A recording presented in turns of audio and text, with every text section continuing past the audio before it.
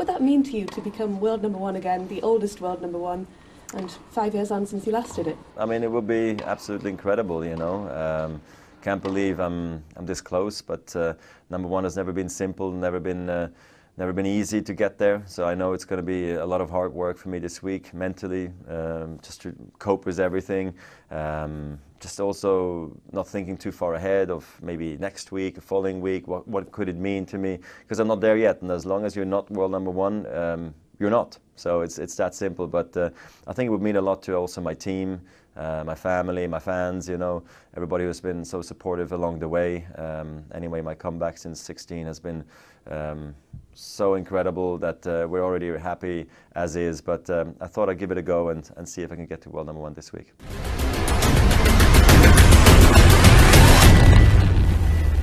He's a magnificent mover.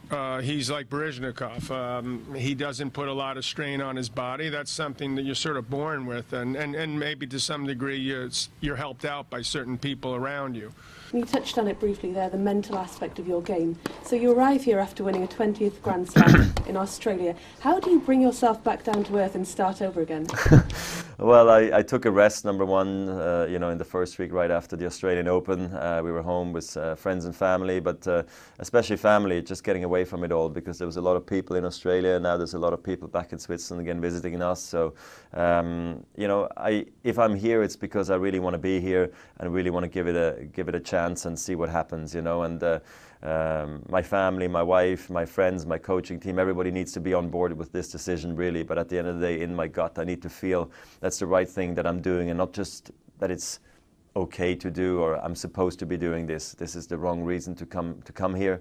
But honestly, like I said, the memories are very strong from this tournament. It is one of my favorite.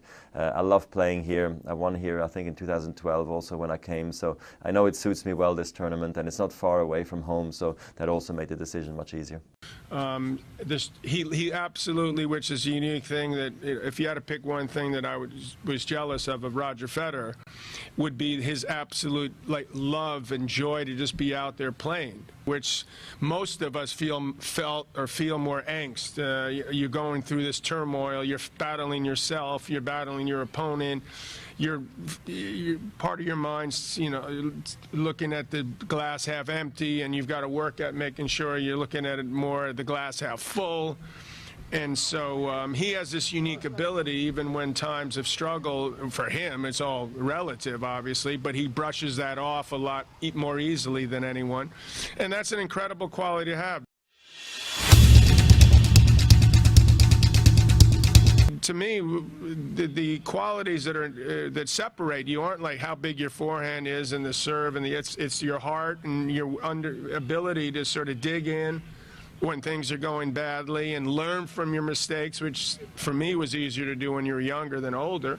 All those combination of things have allowed Roger, even though, having said all that, it's still like beyond belief. It's one of the most craziest things that I've ever seen in the 25 years I've been doing commentary and the additional 15 I played, to see a guy at that age play at that level and move better than he did when he was, to me, 28. I mean, maybe not when he was 25 or 26. I don't understand how the hell he's doing it. But it's truly like amazing to watch. How are you? Great. I'm great. I'm happy to be here. Thank you. It's great. Good luck. Thank you.